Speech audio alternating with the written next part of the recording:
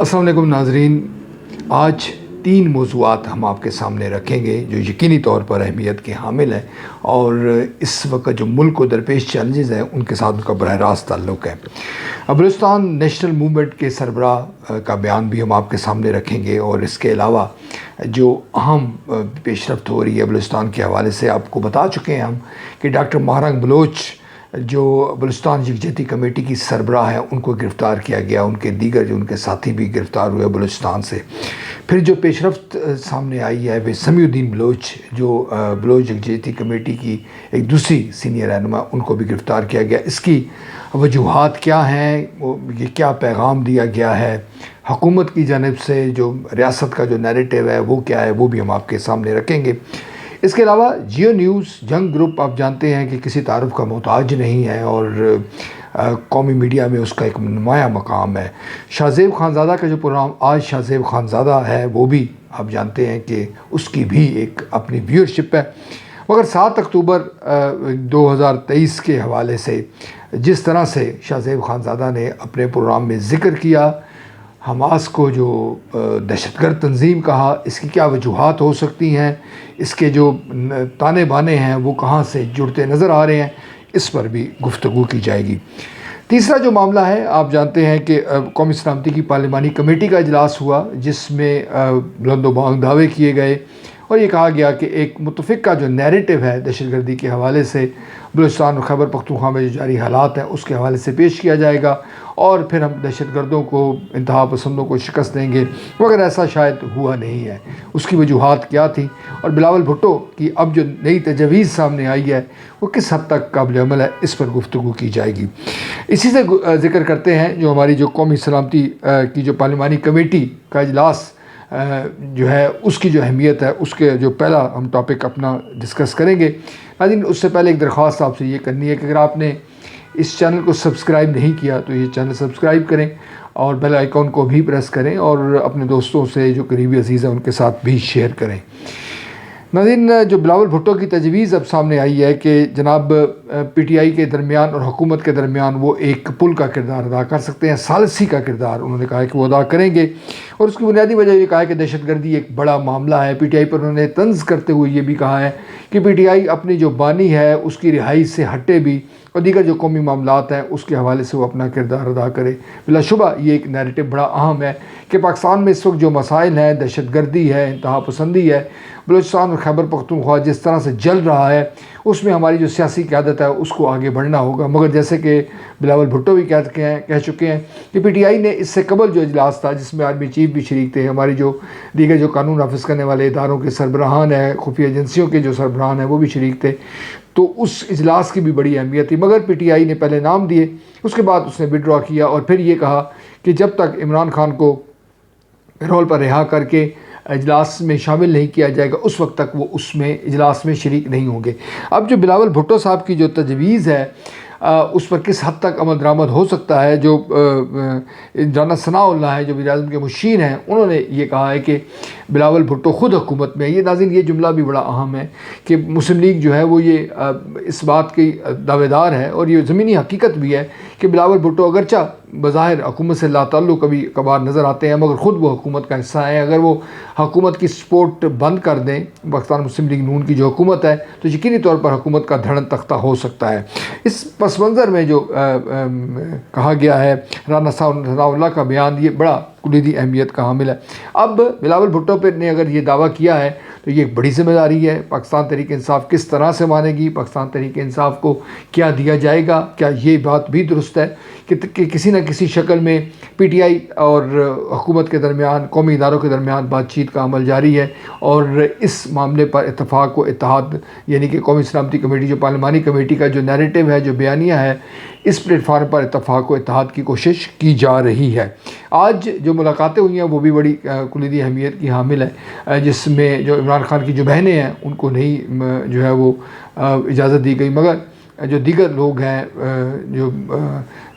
جو ڈاکٹر بابر رحمان کو کہا جا رہا ہے کہ ان کا نام نہیں تھا، وہ شامل ہوئے ہیں۔ لہٰذا کچھ یہ کہا جا رہا ہے کہ کچھ نہ کچھ پس منظر میں چل رہا ہے اور یہ امید کی جا رہی ہے کہ شاید کوئی پاکستان تحریک انصاف کے حق کو کوئی ریلیف دیا جائے اور پھر وہ اس میں شامل ہو. مگر یہ معاملہ اس سے بھی آگے بڑھ کر ہے. کیا پی ٹی آئی کے جو رہنما ہیں، جو قیادت ہے، وہ اس میں شامل ہوگی اور پھر جو حکومتی نیریٹو ہے، جو ہمارے قومی اداروں کا نیریٹو ہے، اس پر سر تسلیم خم کرے گی؟ یہ ایک واقعی بڑا چیلنج ہے. جو رانا ثناء اللہ ہے، انہوں نے ایک اور بات بھی یہ بھی کی ہے کہ اگر محمود خان اچکزئی اس میں شامل ہوں، اختر مینگل شامل ہوں اور ڈاکٹر مالک شامل ہوں بلوچستان کے حوالے سے، تو یہ جو قومی سلامتی کی کمیٹی ہے، اس کا جو اثر ہے، اس کا جو پیغام ہے، وہ بڑا بہتر انداز میں وہ جا سکتا ہے اور ایک جو متفقہ جو نیریٹو ہے وہ آگے آ سکتا ہے. مگر جیسے میں نے ذکر کیا کہ یہ ایک بڑا مشکل کام اس وقت نظر آتا ہے. آپ جانتے ہیں کہ ڈاکٹر مارنگ بلوچ اور ڈاکٹر سمیع الدین جو بلوچ ہیں، ان کی گرفتاری کے بعد جو بلوچستان میں اس وقت جو معاملات ہیں ان کا بھی ذکر کریں گے. یعنی کہ وہ بھی جو معاملہ ہے وہ بھی اثر کر رہا ہے. جو قومی سلامتی کمیٹی کے جو امور بلوچستان کے حوالے سے پیش ہوں گے، اس پر یقیناً اس کے اثرات بھی مرتب ہوں گے.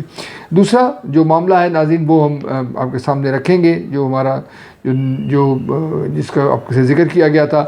کہ جو جیو نیوز کا پروگرام ہے آج شاہ زیب خان زادہ کے، اس میں جو 22 مارچ کا پروگرام تھا، اس میں جو اینکر پرسن ہے شاہ زیب خان زادہ، انہوں نے کہا کہ 7 اکتوبر کو جو اسرائیل پر حماس نے دہشت گرد حملہ کیا تھا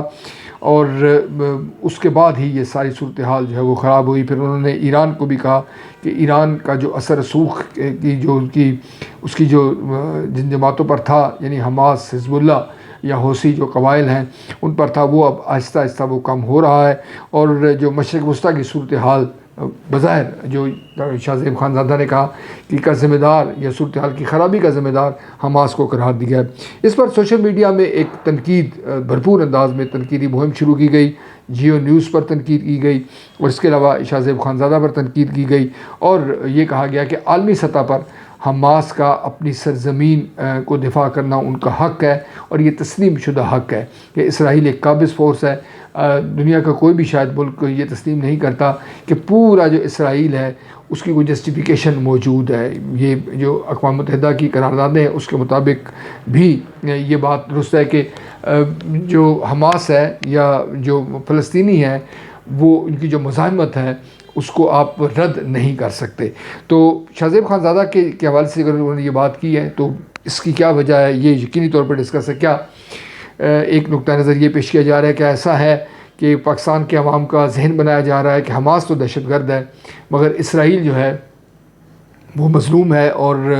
جو مقدمہ ہے جو اسرائیل کو تسلیم کرنے کے حوالے سے پاکستان کے اندر جو رائے عامہ ہے وہ ہموار کی جا رہی ہے. یہ ڈیبیٹ جو ہے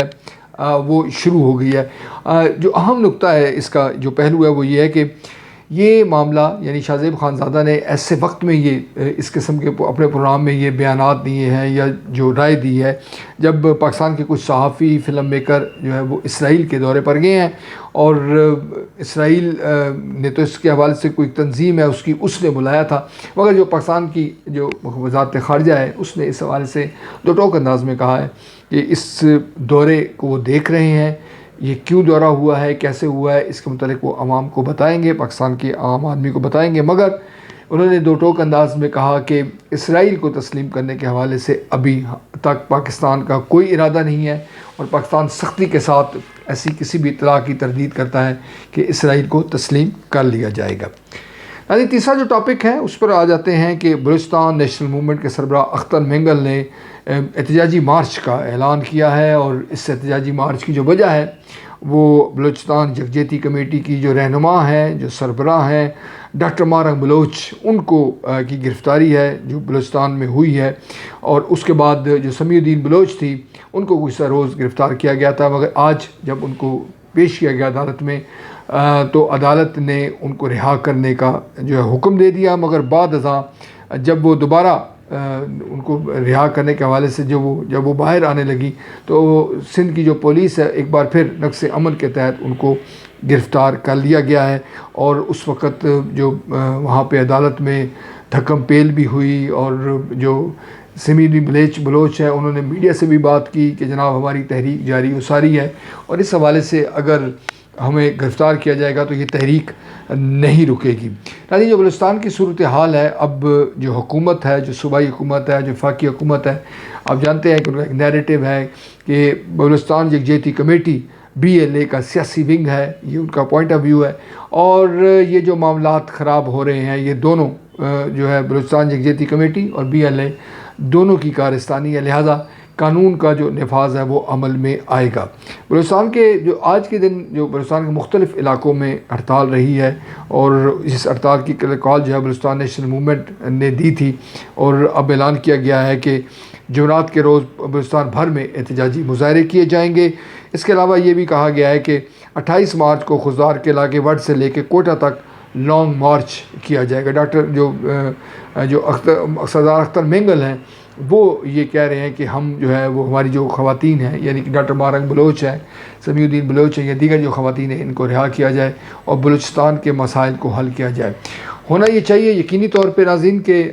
قانون کا نفاذ عمل میں آئے، اور ساتھ ساتھ جو سیاسی عمل ہے اس کو بھی آگے بڑھنا چاہیے، یعنی بات چیت کا جو عمل ہے وہ بھی آگے بڑھنا چاہیے۔ ہم اگر تاریخ سے سبق سیکھنے کی کوشش کریں تو جو مشرقی پاکستان کے حالات ہیں اور آج کے جو بلوچستان کے حالات ہیں، اگر آپ اس کا کہیں نہ کہیں تقابل کرنے کی کوشش کریں تو آپ کو مماثلت نظر آتی ہے۔